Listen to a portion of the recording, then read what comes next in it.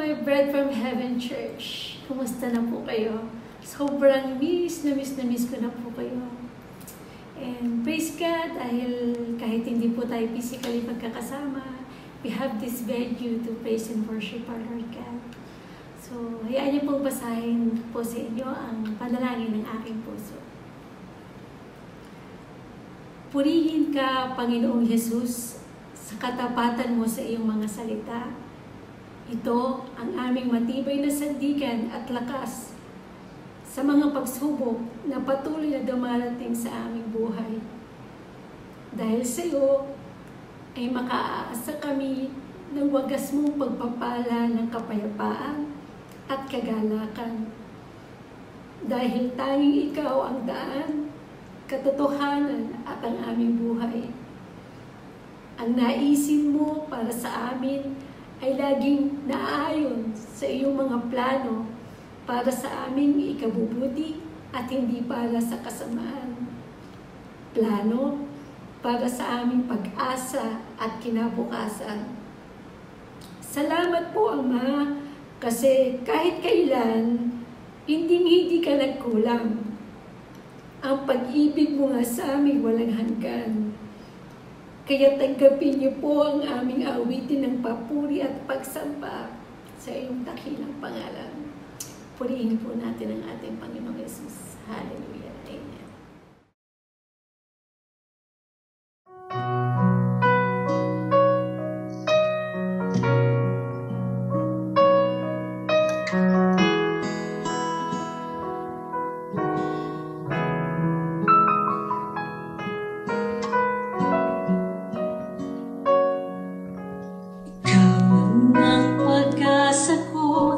Amen.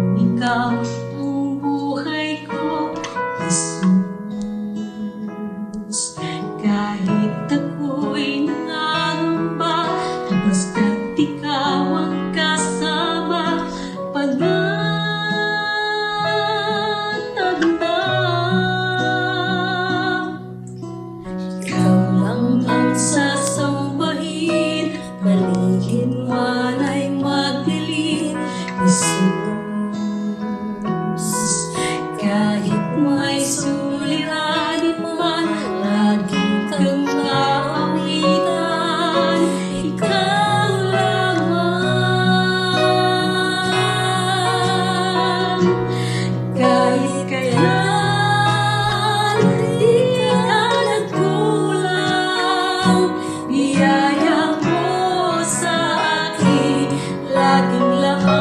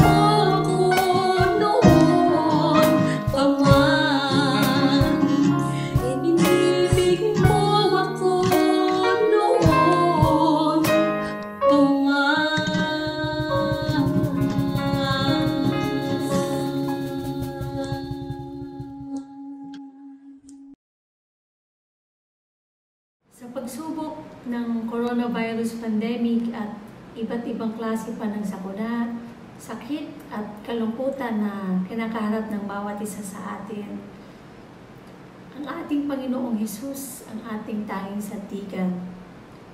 Umuho man ang mundo, maglaho man ang sanlibutan, makaaasa tayo na hindi niya tayong papabayaan. Sa nagmamaliw na pag-ibig lang ng ating Diyos Ama tayo magtiwala. Dahil tanging siya ang Diyos na makapangyarihan magpakailanman. Salamat, salamat, salamat po aming Diyos Ama. Kaya nga hanggang kami naghihintay sa pagtawag mo sa amin sa buhay na walang hanggan. Hanggang sa huling hininga ng aming buhay, ay tanging maging naisinawa namin ay ang maluwalhati at masampakan namin ang buo namin lakas at sigla. O Diyos na makapangyarihan na may hawak ng bawat pangyayari sa aming buhay. Salamat. Salamat po. Kapit lang. Laban lang mga kapatid. Dahil sa kahit ano pa mang pagkakataon, kay Kristo lang. Kay Kristo lang tayo makaasa ng buhay ng katagumpayan at kasaganaan. Kaya patuloy nating papurihan ang ating Diyos Ama. Hallelujah.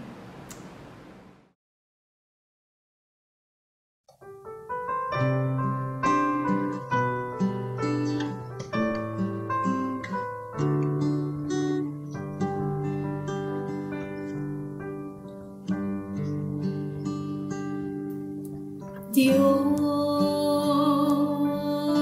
dakila ka at dapat purihin dito sa banal mong sambahan. Ligaya sa mundo,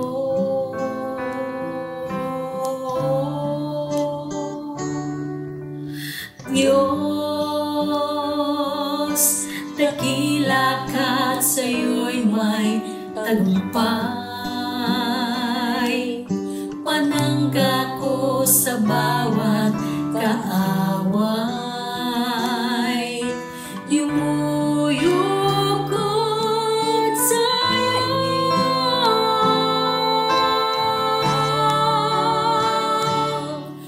O Diyos, nais itaas ang ngalan mo. Nais magpasalamat sa gawa mo sa buhay ko. Nagtitiwala sa pag-ibig mo. Tanging ikaw ang Diyos kailanman sa mundo at sa kalangitan.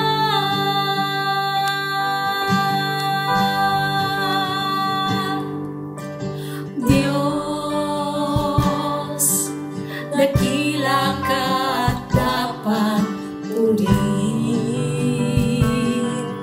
dito sa banal mong sambahan. Ligaya sa mundo,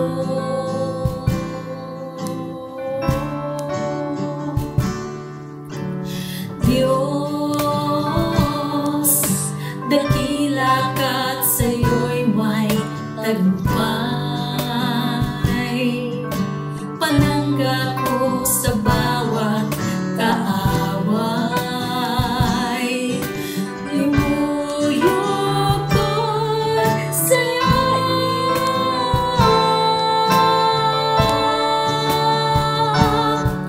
O Diyos, nais itaas ang ngalan mo. Nais magpasalamat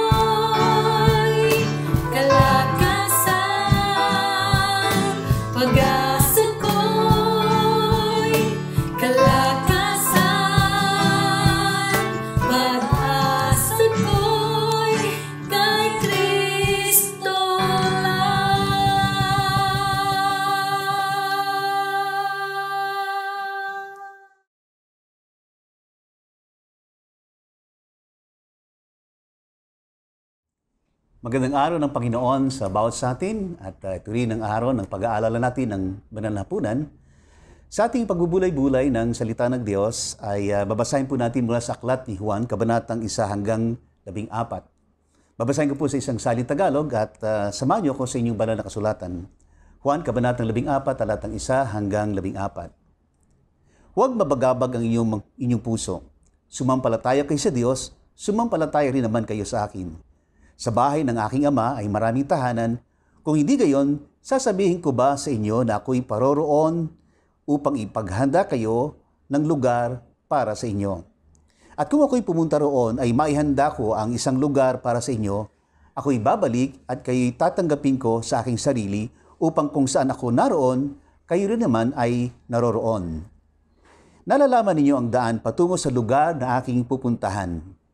Sinabi sa kanya ni Tomas, Panginoon, hindi namin alam kung saan ka pupunta. Paano namin malalaman ang daan? Sinabi sa kanya ni Jesus, Ako ang daan at ang katotohanan at ang buhay. Sino man ay hindi makararating sa Ama, kundi sa pamamagitan ko. Kung ako'y kilala ninyo, ay makikilala rin ninyo ang aking Ama. Mula ngayon, siya inyong nakikilala at siya inyong nakikita. Sinabi sa kanya ni Felipe, Panginoon, ipakita mo sa amin ang Ama, at kami ay masisiyahan na. Sinabi sa kanya ni Jesus, Mahabang panahon nang ako'y kasama ninyo at hindi mo ako nakikilala, Felipe. Ang nakakita sa akin ay nakakita sa Ama. Paano mong nasasabi, ipakita mo sa amin ang Ama? Hindi ka ba sumasampalatayan na ako'y nasa Ama at ang Ama ay nasa akin? Ang mga salitang aking sinasabi sa inyo ay hindi ko sinasabi mula sa aking sarili, kundi ang Ama na nanatili sa akin ang gumagawa ng kanyang mga gawa. Sumasampalataya kayo sa akin na ako'y nasa Ama at ang Ama ay nasa akin. Subalit kung hindi ay sumasampalataya kayo sa akin dahil sa mga gawa. Katotohanan sinasabi ko sa inyo, ang sumasampalataya sa akin ay gagawin din ang mga gawang aking ginagawa at lalong dakila ang mga gawa kaysa rito ang gagawin niya sapagat ako'y pupunta sa aking Ama. At anumang hingin ninyo sa aking pangalan ay aking gagawin upang ang Ama ay malulhati sa Anak. Kung kayo'y humingi ng anuman sa pangalan ko, ay gagawin ko. Pagpalain ng Diyos ang pagkabasa ng kanyang mga salita. Tayo po'y manalangin. Ama naming Diyos na makapangyarihan sa lahat, papasalamat kami muli sa pagkakataon na kami po ay makasasamba sa inyo sa Espiritu at sa katotohanan. Sa kabila na patuloy ang limitasyon ng aming pagtitipon, subalit sa magitan ng iyong presensya sa aming buhay na pag-iisa kami, sa magitan po ng ganitong klase ng pagsasama-sama sa Espiritu at sa katotohanan. Salamat Panginoon sapagkat ang iyong salita ay hindi babalik ng walang kabuluhan. Kaya nga ngayon Panginoon sa aming pagsamba, pakikinggan ka namin at kami makikinig Panginoon. Maraming salamat po Ama. Kinikilala po namin ang patuloy mong pagkilos sa aming buhay, lalo na sa sandali ito, sa pangalan po ng aming Panginoong Hesus. Amen.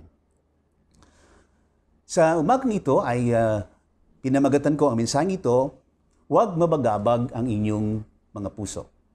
Now, very familiar sa atin ang kapahayagan ito na sinabi ng Panginoon doon sa John chapter 14 verse 6 nang sabi, Ako ang daan, ang katotohanan at ang buhay.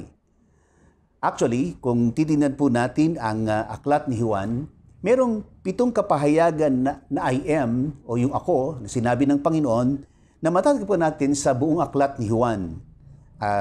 Doon sa 7 yon ay sinasabi doon yung I am the bread of life, I am the light of the world, I am the door of the sheep, I am the good shepherd, I am the resurrection and the life. At yung sa chapter 14, I am the way, the truth, and the life. At sa chapter 15, I am the true vine. Now sa tuwing unang linggo, primarily, tinatalakay po natin ang mga I am na naging kapahayagan ng ating Panginoong Hesus. At sa pagkakataon ng ito, bibigyan natin ng pansin yung I am na matatagpuan po natin sa John chapter 14 verse 6. I am the way, the truth, and the life. No one comes to the Father except through me. Now, ano po ang katotohanang nakapaloob sa kapahayagang ito ng Panginoon? Well, sa kabanatang 14 ay makikita nga po natin na binuksan ng Panginoong Hesus ang kabanata sa pamamagitan po ng mga katagang huwag mabagabag ang inyong mga puso. Well, nung panahong iyon ay kausap niya ang kanyang mga alagad. At sabihin na nating naging madamdamin ang tagpong iyon sapagkat dito ay ipinapahayag na ng Panginoon ang papalapit na mga huling yugto sa buhay ng ating Panginoong Hesus dito sa lupa. Kaya nga kung babasahin po natin, uurong po tayo ng isang kabanata sa chapter 13, ay makikita natin ang tagpo kung saan ipinahayag ng Panginoon ang magiging pagkakanulo ni Judas sa kanya, and later yung pagkakaila na gagawin naman ni Pedro. At ang mga ito ay alam natin papunta dun sa direksyon kung saan ay ang Panginoong Hesus ay mapapako sa krus at pagkatapos later on siya'y mamamatay. Kaya nga dito makikita po natin na binanggit din ng Panginoon ang hindi man direkta na sinabi niya, subalit sinasabi niya sa kanyang mga alagad nung pagkakataong yon na babalik na siya sa kanyang ama. Kaya naman, doon na nagsimulang mabagabag ang mga alagad at doon ay sinabi ng Panginoon sa chapter 14 verse 1, huwag mabagabag ang inyong mga puso. Well, isipin nyo, kung ang mga alagad noon sa pagkakataong yun ay nabagabag, edi tayo pa kaya? Well, totoo namang napakaraming pwedeng bumagabag sa atin ngayon, lalo na sa panahong ito na nagkaroon tayo ng karanasan na hindi natin inaakala na mangyayari sa ating kapanahunan, lalo pat napapaligiran tayo ng iba't ibang makabagong teknolohiya. Ngunit ito rin ang nagsasabi sa atin na wala pong teknolohiya o namang bagay ang pwedeng mag-excuse sa atin na hindi tayo makaranas ng anumang kababagan o pag-alala sa buhay. Ang sabi ng Panginoon, huwag mabagabag ang inyong mga puso. And later, sinabi niya, sumampalataya kayo sa Diyos, sumampalataya naman kayo sa akin. Well, higit pa sa anumang maaring bumagabag sa atin sa buhay na ito, merong mahalagang issue sa buhay natin na gusto ng Panginoon na bigyan katiyakan sa sino mang sumasampalataya sa Kanya. Totoo sa kanila noon at totoo sa atin ngayon. Kaya ang tanong sa atin ngayon, ano yung gusto ng Panginoon na bigyang katiyakan sa sino man na sa Kanya ay sumasampalataya? Ano yung gusto ng Panginoon na bigyang katiyakan sa sino man na sa Kanya ay sumasampalataya? Tatlong mahalagang katotohanan ng ating pag-aaralan at sasagutin mula doon sa katanungan ito. At ano po yun? Una po, ang sumasampalataya sa Kanya ay may tiyak na kalalagyan sa bahay ng Ama. Ang sumasampalataya sa Kanya ay may tiyak na kalalagyan sa bahay ng sa bahay ng Ama. Ito po makikita po natin mula sa talatang 1 hanggang talatang 3. Well, makikita natin ang sinabi dito ng Panginoon na sinasabi niyang bahay ng aking Ama. At ito'y binanggit sa aklat ng Ebanghelyo sa mga sulat ni Luke at ni John. So dalawa sila mula dun sa 4 na sulat ng Ebanghelyo na tumatalakay sa buhay ng ating Panginoon. Si Lucas at si Juan lamang ang nagbanggit ng tungkol sa bahay ng Ama. Samantalang si Matthew at si Mark ay binanggit lang ang katagang Ama sa langit. At yun namang salitang Ama sa langit ay consistent naman na bababasa natin sa buong Ebanghelyo. Now, alam natin na sa pagkakataong yun ay kausap niya ang kanyang mga alagad na very familiar sa pag-unawa tungkol sa Ama o tungkol sa Diyos. At alam natin na sila noon, lalo na ang mga Hudyo, ay aware sa pakipag-ugnayan sa Diyos patungkol dun sa lumang tipan. Pero minarapat ng Panginoon sa pagkakataong iyon na maging partikular sa paglalarawan ng lugar kung saan nandoon ang Ama sa langit. At merong partikular, at sinabi niya, merong partikular na lugar ng tawag ay bahay ng aking Ama. Ang maganda nito, sinasabi ng Panginoon, sa bahay ng aking Ama ay maraming tahanan, kung hindi gayon, sasabihin ko ba sa inyo na ako'y paparoon upang ihanda kayo ng lugar para sa inyo. Birinyong sinasabi ng Panginoon ay tungkol sa bahay ng kanyang Ama. And later on, sinabi niya, merong lugar doon na ihahanda ko at iyon ay para sa inyo.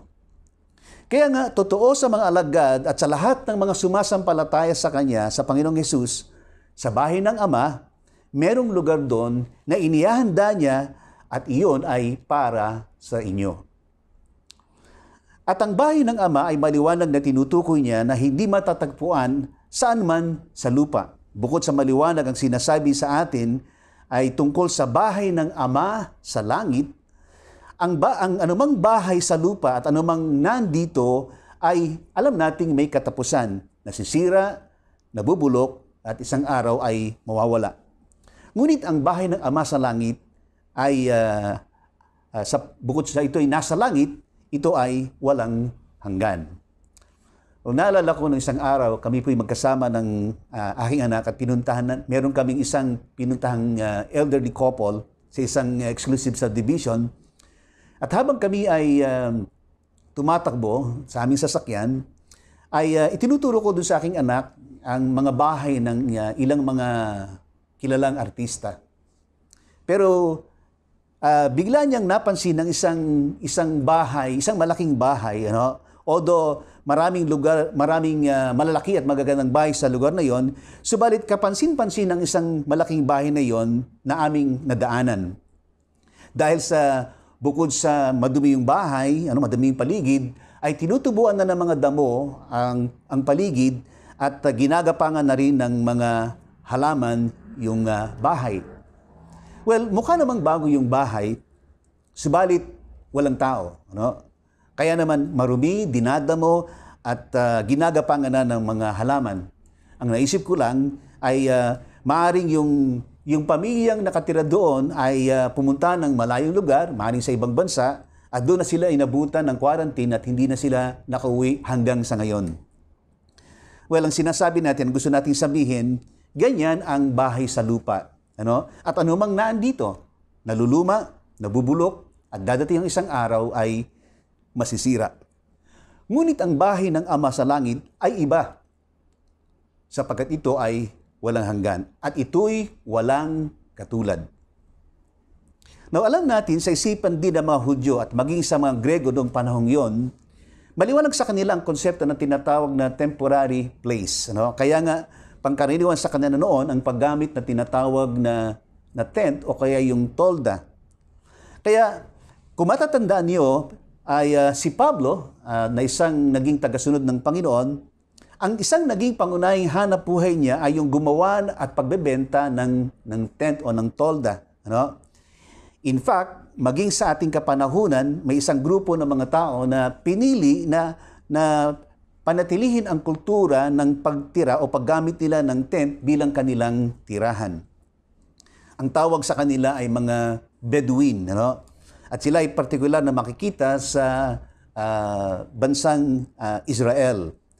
At sila rin yung grupo ng mga tao na nag-aalaga ng napakaraming grupo ng mga kambing o kaya ng mga tupa at maging ng mga kamelyo.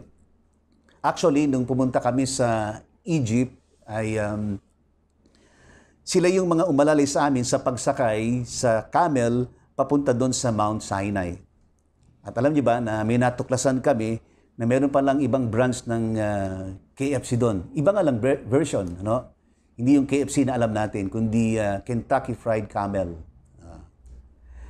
Anyway, binanggit ng Panginoon ang tungkol sa bahay ng Ama, hindi lamang bilang paglalarawan sa isang lugar, kundi yung pagbibigay katiyakan sa kanyang mga alagad at sa sino mang sa kanya'y sumasampalataya tungkol sa isang tiyak na lugar ng tawag ay bahay ng Ama.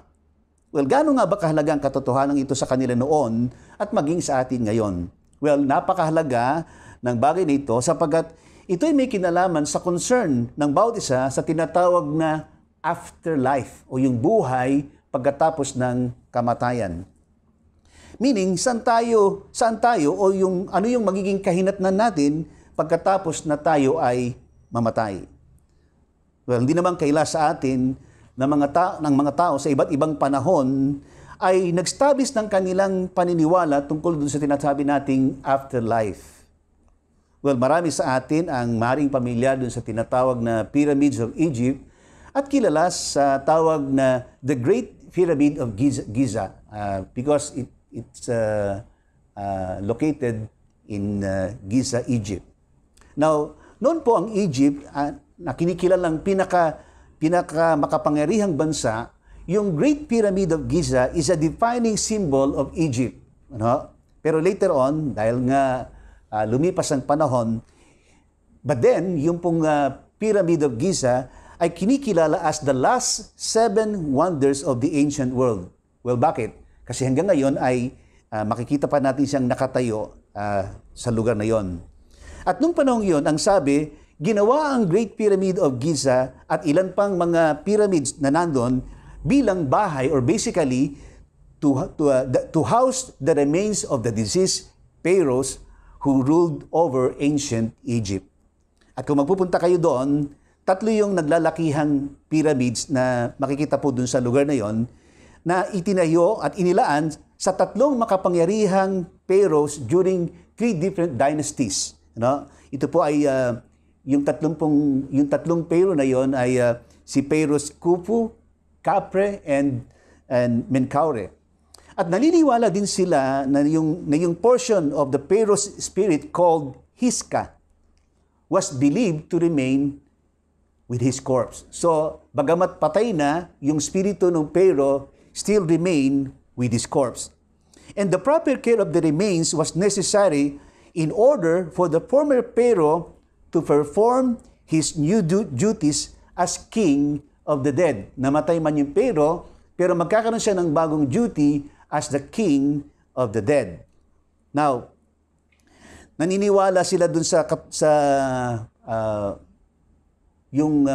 tungkol dun sa kanilang mga Pharaoh na merong bagong gagawing paghahari ang kanilang Pharaoh pagkatapos sa siya'y mamatay. Ang problema, paano kung magkasunod-sunod yung namatay yung Pharaoh? Ano? At ang mangyari nun, magtatalo sila kung sino sa kanila ang maghahari as the king of the dead. At saka magtatalo sila kung kailan matatapos yung isa. Magsasama sila doon ng walang hanggan. Paano yun? Now, doon naman sa tinatawag na the Greco-Roman religion, kung saan nung panahong yon ang mga Greek naman, ang mga makapangyarihan, sa kanila naman noon ay naniniwala sila that the people who died ended up in a place called Hades. Yung pong Hades is a gray and misty place where the Lord of the dead ruled. Now imagine nyo, nang patay sa kanila ay pinaghaharian ng isang ruler na patay din. Now kung isipin natin, parang it's so good to be true. Parang kung yung isang character, isang cartoon character na magsasabi ay imagination. Isipin nyo, kung yung mga namatay pupunta sa Hades and then paghaharian ng isang Panginoon na patay din, well, anong tawag yun doon? Well, purely imagination. Sa mga Shinto naman, medyo may pagka-weird yung kanilang paniniwala. Dahil ang mga Shinto, they believe that kung ikaw isang Shinto, you don't need to publicly say that you are a Shinto. Hindi mo kailangang i-confess that you are a Shinto believers in public. And actually, kahit ngayon, ganyan pa rin ang kanilang paniniwala. And according to some old Japanese legends related to the Shinto, the dead enter a gloomy underground place called Yomi. At yung Yomi ay isang lugar kung saan a river separates the dead and the living. So kung imagine nyo rin, ang mga patay doon, hinihiwalay lang ng isang river. Andito yung patay, andito naman yung buhay. And the followers of this religion believe in the ancient gods and spirits called Kami. So yung lugar, ang tawag ay Yomi. Pero yung mga patay ay which they also called as ancient gods and spirits, ang tawag ay Kami. Kasi naniniwala sila na some human beings can become gods after they die. Ang problema lang, who decides kung sino yung magiging Diyos o hindi ang isang tao kapag siya ay namatay? Well, sa mga Hindus naman, hindi sila naniniwala na merong heaven or hell. Pero yung kanilang after that system of belief is that of reincarnation. Meaning, naniniwala ang mga Hindus, when someone dies, he or she is born into a different body largely determined by his or her previous life. Ano? So, kung mabuti siguro yung kanyang buhay, then maganda rin yung kanyang lilipatang katawan, particular katawan ng isang hayop.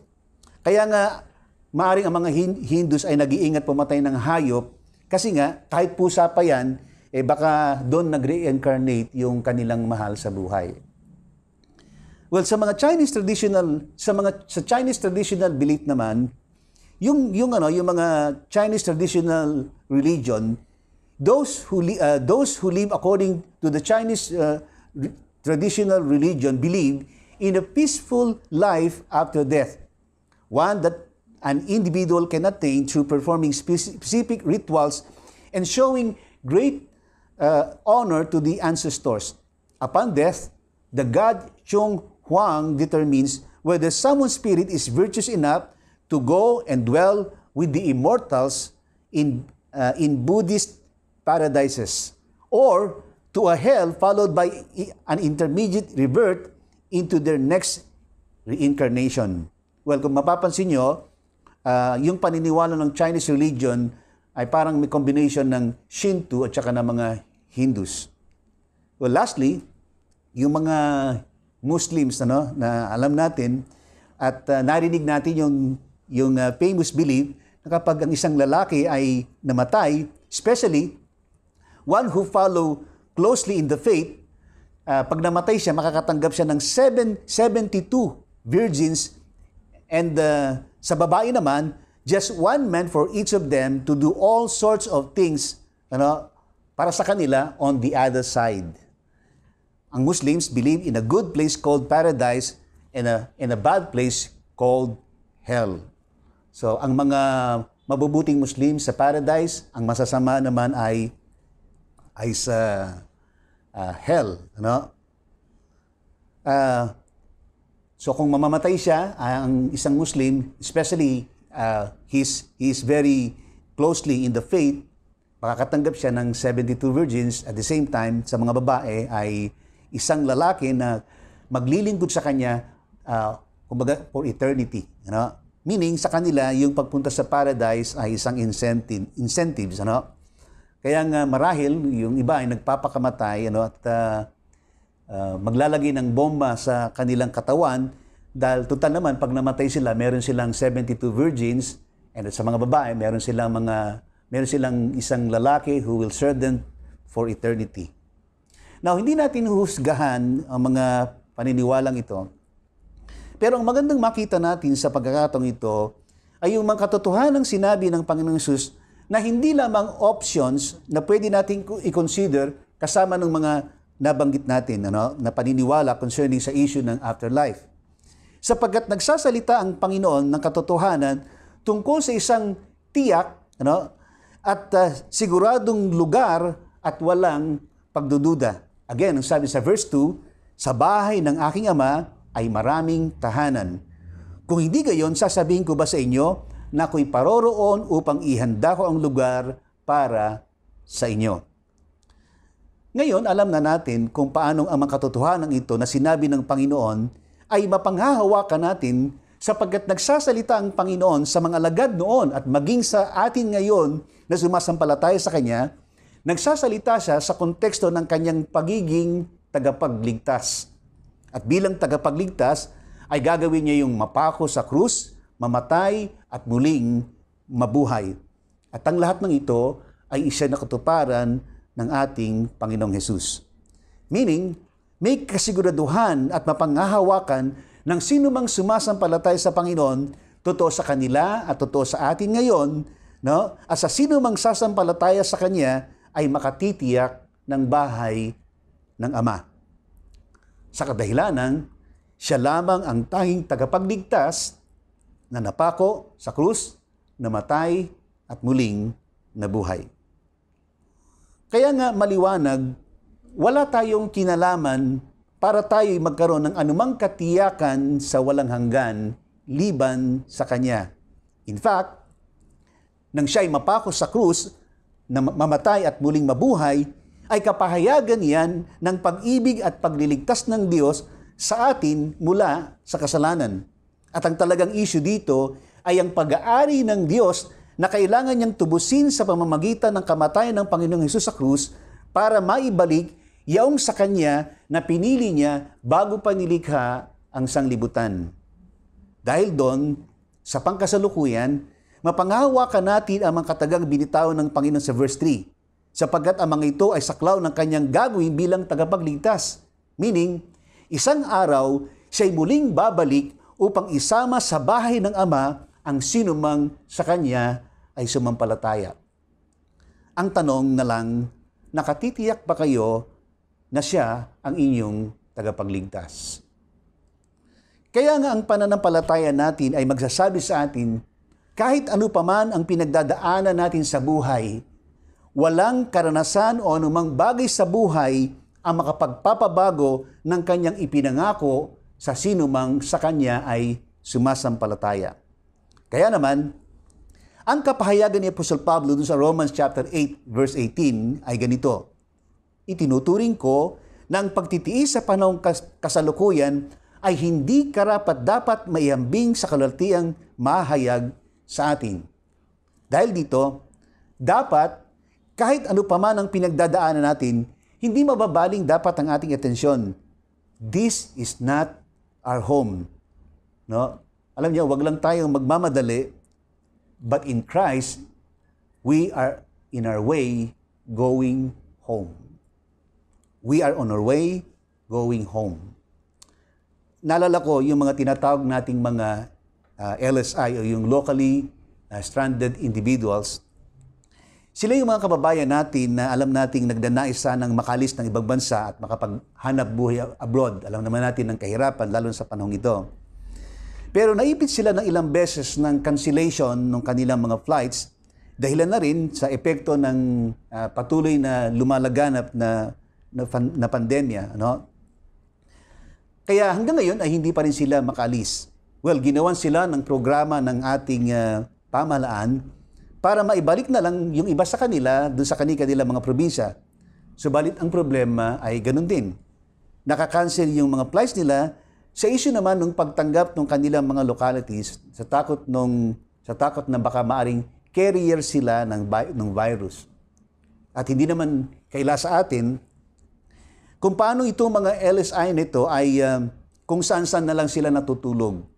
At siyempre kasama doon yung hirap, yung pagod, pati yung gutom at iba pang mga conveniences. In fact, isa sa kanila ay nabalitang namatay. Ano? At sa hirap ng kanilang pinagdadaanan dito, isa lang kanilang gustong mangyari, na sila ay makauwi. Well, ganun din patungkol sa ating mga kalagayan ngayon at kaugnay ng ating pananampalataya. Nakakaranas man tayo ng kabigatan, karamdaman, at mga iba't ibang mga karanasan sa buhay, but it happens. Kasi nga, this is not our home. Isang araw, uuwi tayo at doon ay papawiin niya ang lahat ng ating mga luha at paghihirap sa buhay. Kaya kahit ano pa man ang pinagdadaanan natin, hindi dapat mababaling ang ating atensyon that this is not our home. Either mamamatay tayo or sa muling pagbabalik ng Panginoon, He will take us home.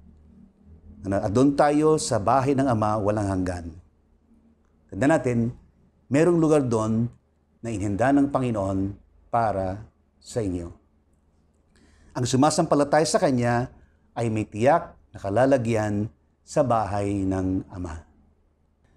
Ay kalawang katotohanan na gustong ipahayag ng Panginoon tungkol sa katiyakan para sa sino mang sumasampalataya sa Kanya.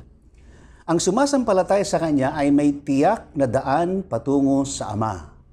Ang sumasampalataya sa Kanya ay may tiyak na daan patungo sa Ama. Yun po yung makikita natin sa talatang 4 hanggang talatang 6. Well, sa pagkakataong ito, si Tomas ay nagtanong at ang sabi niya, paano namin malalaman ang daan?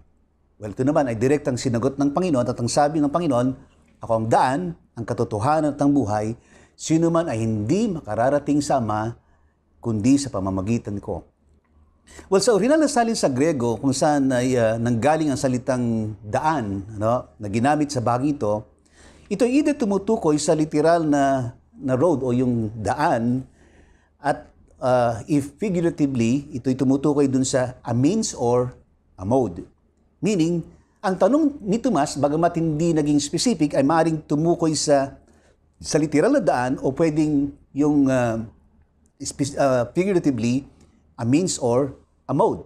Ganun pa man, ang daang binanggit ng Panginoon sa kanyang kasagutan sa bagay ito ay maliwanag at direktang pananalita. Ang sabi ng Panginoon, ako ang daan.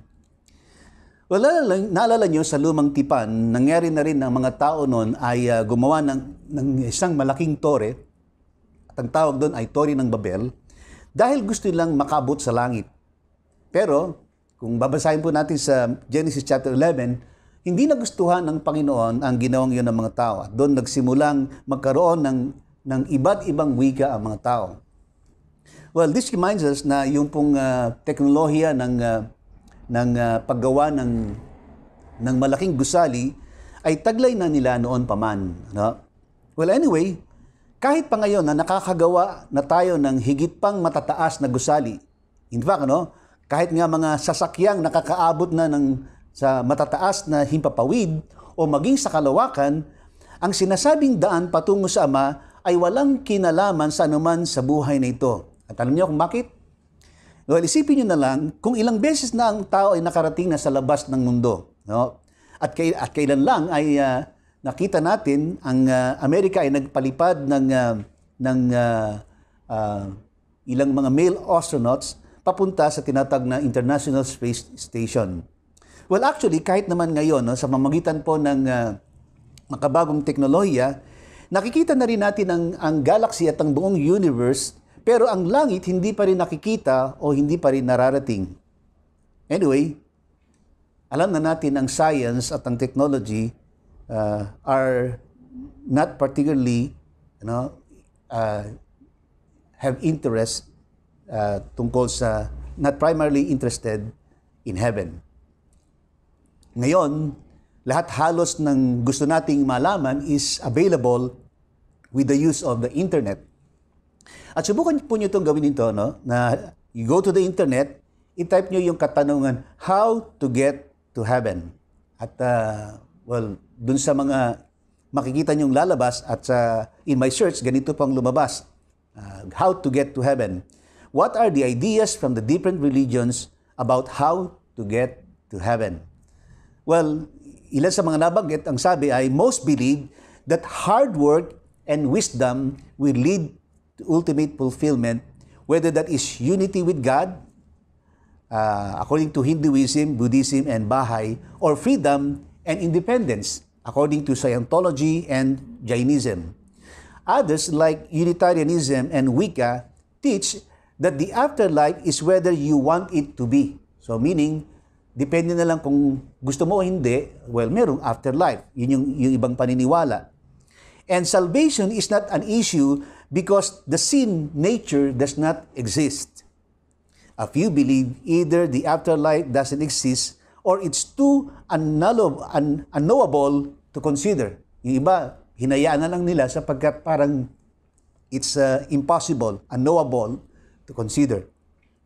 Only Christianity teaches that salvation is a free gift of God to faith in Christ. Well, ito ay isang public domain at hindi naman to Christian domain particularly, pero ganito nila describe. Only Christianity teaches that salvation is a free gift of God through faith in Christ. And no amount of work or effort is necessary or possible to get to heaven. Well, maliwanag kasi nga, ng daan patungo sa Ama o sa walang hanggan ay walang kinalaman sa anuman sa buhay nito. At lalong walang kinalaman sa lahat ng pwede nating gawin sapagkat ang talagang dahilan, ang lahat sa buhay na ito ay hindi pwedeng maging daan o pamamaraan dahil ang pinakamalaking problema natin ay ang kasalanan. Kaya naman, ang tanging katiyakan na maibibigay sa atin ng anumang bagay sa buhay na ito ay walang iba kundi kamatayan. Ibig sabihin, anumang mapanghahawakan natin sa buhay na ito ay either masisira o kaya kamamatayan natin. Well, tignan nyo, halos lahat ng reliyon ay nagalok ng daan sa walang hanggan. Pero ang kahinatnan ng lahat ay huling hantungan. Hindi nyo ba narinig, sa tuwing may inililibing, sinasabi nung naglilibing ay ito na ang huling hantungan. Well, kung yun ang totoo, ang sabi, ito yung huling hantungan. Anong kasunod ng huli?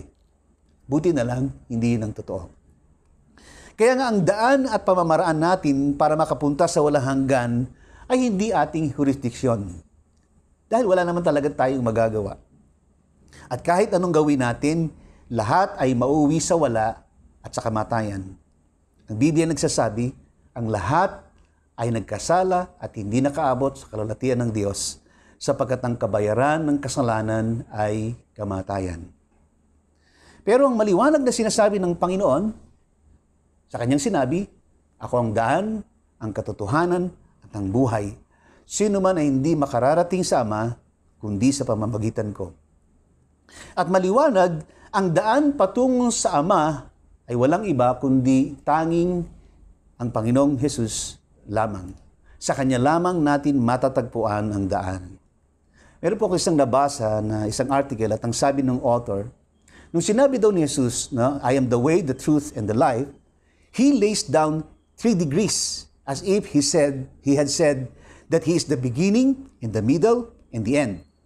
And hence it follows that we ought to begin with him, to continue in him, and to end in him. We certainly ought not to seek for higher wisdom than that which leads us to eternal life. And he testifies that this life is to be found only in him. Kaya nga ang lahat ng may kinalaman sa walang hanggan, mula sa simula hanggang sa wakas, ay sagot ng ating Panginoong Hesus. Ang dalawang kapahayagan na sinabi ni Apostol Pablo tungkol dito bilang kanyang naging patotoo tungkol sa Panginoong Hesus, ang sabi niya sa Filipos chapter 1 verse 6, ako'y panatag sa bagay na ito nang nagpasimula sa inyo ng mabuting gawa ay siyang magtatapos ito hanggang sa araw ni Jesucristo. Sabi naman niya sa 2 Timothy chapter 1 verse 12, dahil dito'y nagtitis din ako ng mga bagay na ito, gayon may hindi ako nahihiya, sapagkat nakikilala ko yaong aking sinampalatayanan at lubos akong naniniwalang siya'y makapag-iingat ng aking ipinagkatiwala sa Kanya hanggang sa araw na yon. Again, ang lahat ng may kinalaman sa walang hanggan patungo sa Ama, mula sa simula hanggang sa wakas, ay sagot ng ating Panginoong Hesus. At huwag nating kalimutan, anumang sasabihin ng Panginoon ay mapanghahawakan natin dahil siya lamang ang tagapagligtas.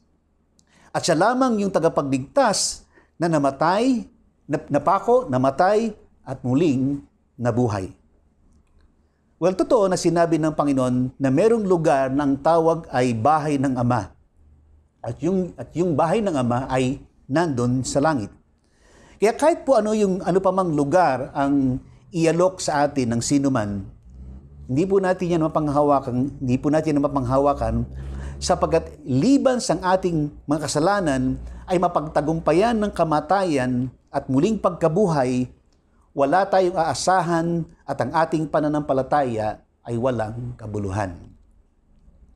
Ang Panginoong Hesus, siya lang yung tagapagligtas at siya lang yung napako, namatay at muling nabuhay. At sa ngayon ay nagsabi, ako ang daan. Well, hindi sinabi ng Panginoon na siya ay isa sa mga daan. Kaya nga, huwag tayong maghahanap ng ibang daan sapagkat walang ibang daan. Hindi rin tayo pwedeng gumawa ng daan sapagkat isa lang talaga ang daan. Sabi ng Panginoon, ako ang daan. Si Jesus na tagapagligtas, napako, namatay, at muling nabuhay. Ang tanong uli sa atin, nakatitiyak ba kayo na siya ang inyong tagapagligtas? Ang sumasampalataya sa Kanya ay may tiyak na daan patungo sa Ama. Ang ikatlong katotohanan na gustong bigyang katiyakan ng Panginoon sa sino mang sumasampalataya sa Kanya ay ito. Ang sumasampalataya sa Kanya ay may tiyak na pagkilala sa Diyos Ama. Ang sumasampalataya sa Kanya ay may tiyak na pagkilala sa Diyos Ama. Ito'y makikita po natin mula talatang 7 hanggang talatang 14. Well, very surprising po na sa kabilang banda na ipinahayag ng Panginoong Hesus sa verse 7 ng mga salitang ito, kung ako'y kilala niyo, ay makikilala rin ninyo ang aking Ama. Mula ngayon, siya'y inyong nakikilala at siya'y inyong nakikita. Pero kung papansin ninyo na sa bagay ito, si Philip ay nagtanong ng ganito, Panginoon, ipakita mo sa amin ng Ama at kami ay masisiyahan na. Well, sa pasimula pa lamang na magkakasama na ang Panginoon at ang mga alagad, hindi lamang nababanggit ng Panginoon sa kanyang mga nakakausap ang kaugnayan niya sa Ama. No? At makikita natin na kapag sila na lamang ng mga alagad ang magkakasama, makikita din natin na ipinapaliwanag ng Panginoon sa mga alagad na siya ang sinugo ng Ama. At ang pinakamaliwanag na kapahayagan niya tungkol sa kanyang kaugnayan sa Ama ay nung sinabi ng Panginoon sa chapter 10, verse 30, ang ganitong salita, Ako at ang Ama ay iisa. So kung babalikan po natin ang tanong ni Philip sa Panginoon, sabi niya, Panginoon, ipakita mo sa amin ng Ama at kami ay masisihan na. Ano sa palagay niyo ang tanong nito ni Philip? Well, di naman kaila sa atin na si Philip ay kasama ng Panginoon the whole time. And actually, sabi nga natin, isa siya sa mga alagad ng Panginoon na personal na nakarinig ng kanyang mga pagtuturo. Pero bakit ganoon ang tanong ni Philip? No? Gayong narinig niya ang sinabi ng Panginoon tungkol sa Ama at sa Kanya. Well, naalala ko, nung panahon ni Pastor Doy, nagturo siya ng iba't ibang mga tanong, kaugnay ng pag-aaral sa Banal na Sulatan. Meron tinatawag na question, ang tawag QFI, yung question for information, meaning yung tanong na would like to inform. Isa naman, yung QFD, question for discussion, meaning tanong na gusto makipag-discuss, o would like to discuss. Nagtatanong, pero pagamat may alam siya, gusto niya makipag-discuss. Yung QFT naman ay question for teaching. Meaning ito naman ay question na nanggagaling mismo sa nagtuturo. Question for teaching. And yung QFA, question for argumentation. Nagtatanong sapagkat gustong makipag-argument. Siguro nga ang tanong ni Philip ay tanong na kung saan ay QFD. Alam niya na pero gusto niya lang makipag-diskusyon sa Panginoon. Actually, sabi nga natin dahil si Philip ay isa ring Hudyo, temporal kasi yung kanyang understanding about the presence of God. Kaya yung tanong marahil ni Philip ay nanggagaling sa kanyang kaalaman bilang isang Hudyo at sa pagiging isang Hudyo. Pero ang maliwanag sagot ng Panginoon kay Philip, ang nakakita sa akin ay nakakita sa Ama. Parang kulang na lang na sabihin ng Panginoon kay Philip, mag-move on ka na. Kung kayo po ang tatanungin, kayo ba ay nakapag-move on na? Sapagkat ang sagot ng Panginoon kay Philip, ang nakakita sa akin ay nakakita sa Ama. Ang point, mga kapatid, kapag nasa ating buhay na ang Panginoong Hesus, ang ibig sabihin niyan, we have the fullness of God in us. Kaya nga siya tinawag na God with us. At kaya nga, kung tayo ngayon ay sumasampalataya sa Kanya, mapanghahawakan natin that He will never leave us nor forsake us. Kaya nga nang maging maliwanag kay Philip ang lahat tungkol sa Panginoong Hesus, alam niyo ba na sa buong buhay ni Philip, ipinaglaban niya ang kanyang pananampalataya sa Panginoon. In fact, he died in faith as a martyr. Well, sa dami po ng mga nangyari sa atin, hindi kailan na minsan para tayong nagiging katulad ni Philip. Nagkakaroon tayo ng katanungan, para din tayo nawawalan ng bait. Actually, sabi ng mga authority in mental health, sa panahon ito, kailangan we need to have not only a healthy body, but we also need a healthy mindset. A healthy mind. Idadagdag ko na rin po, dapat we are to have a healthy spiritual life. Now, ang katanungan ni Philip ay mahalagang issue sa tamang pagkilala sa Diyos. Kaya nga tulad ni Philip, anuman ang dahilan ng ating katanungan, dapat ito'y magdadala sa atin sa lalo pang pagtitiwala sa Panginoon. Ang dahilan, sabi ng Panginoon, ang nakakita sa akin ay nakakita sa Ama. Again po, kapag nasa ating buhay na ang Panginoon, ang ibig sabihin niyan, we have the fullness of God in us. Alam niyo ba na sa paghangad ng mga tao na makita o makilala ang Diyos, marami ang paniniwala at relihiyon ang nabuo. Ngunit ang Diyos ay nagsalita na at isa ang kanyang naging kasagutan. At ito ay walang iba kundi ang Panginoong Hesukristo. Kaya nga mapapansin natin sa unang bahagi ng aklat ni Juan, sinabi sa atin na si Jesus ang salita. Sabi sa verse 1 ng chapter 1, sa simula ay ang salita at ang salita ay kasama ng Diyos, ang salita at ang salita ay Diyos. Verse 14, at naging tao ang salita at tumahang kasama namin at nakita namin ang kanyang kalartiang gaya ng tanging anak ng Ama, puspos ng biyaya at katotohanan. Kaya naman ang sabi ng aklat ng mga gawa, sabi sa chapter 4 verse 12, at sa kanino mang iba ay walang kaligtasan sapagkat walang ibang pangalan sa silong ng langit na ibinigay sa mga tao na sukat nating ikaliligtas. At yan ay walang iba kundi ang pangalang Jesus. Kaya nga kung maliwanag sa atin ang kapahayagan ng Ama sa pamamagitan ng Panginoon, ang nais nating maunawaan tungkol sa Ama ay makikita natin sa Panginoong Jesus. Ang nais nating gawin ng Diyos sa atin at sa pamamagitan ng buhay natin ay mangyayari sa pamamagitan ng ating Panginoong Hesus. At ang nais nating ilapit at hilingin sa Ama sa panalangin ay pakikinggan ng Diyos sa pangalan ng ating Panginoong Hesus. Kaya nga ang kalakasan at pagtatagumpay sa buhay sa pananampalataya, kaugnay ng buhay at pagkilala natin sa Diyos, we ought to begin with Him, to continue in Him, and to end in Him. At sa Hebreo chapter 12 verse 2 ang sabi, ito natin ang ating paningin kay Jesus na siyang sandigan ng pananampalataya natin mula simula hanggang sa katapusan. Again, kapag ang buhay natin sa buhay natin ay nasa atin na ang Panginoong Jesus, ang ibig sabihin niyan, we have the fullness of God in us. Kaya nga sa tinawag na God with us, At kung tayo sumasampalataya ngayon sa Kanya, mapanghawakan natin that He will never leave us nor forsake us. At mapapanghawakan natin ito, kapag maliwanag sa atin, sa pasimula pa lamang na si Jesus ang tagapagligtas. Again, bilang tagapagligtas, siya yung napako, namatay, at muling nabuhay. Ang tanong uli sa atin, nakatitiyak ba kayo na siyang inyong tagapagligtas? Sapagkat ang sumasampalataya sa Kanya, may tiyak na pagkilala sa Diyos Ama. Tatlong bagay po ang natutunan natin tungkol sa gusto ng Panginoon na maging katiyakan natin sa sino mang sumasampalataya sa Kanya. Una, ang sumasampalataya sa Kanya ay may tiyak na kalalagyan sa bahay ng Ama. Ikalawa, ang sumasampalataya sa Kanya ay may tiyak na daan patungo sa Ama. At ikatlo, ang sumasampalataya sa Kanya ay may tiyak na pagkilala sa Diyos Ama. Bilang kapahayagan ng ating pananampalataya sa ating Panginoong Hesus, sama-sama po nating aalalahanin ang banal na hapunan.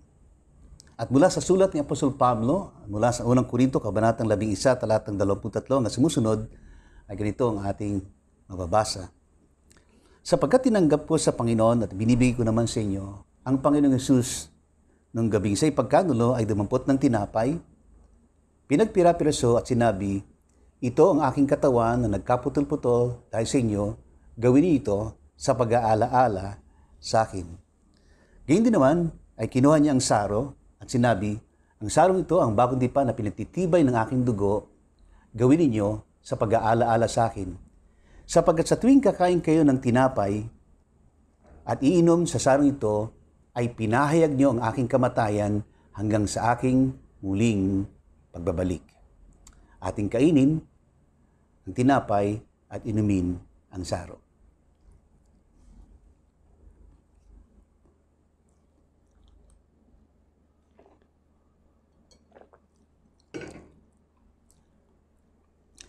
Manalangin po tayo. Maraming Diyos na makapangyarihan sa lahat. Papasalamat kami sa pagkakataon na muli kami sumamba sa iyo, sa Espiritu sa katotohanan. Salamat sa pag-aala ng ito, sa mga katotohanan ito para sa amin.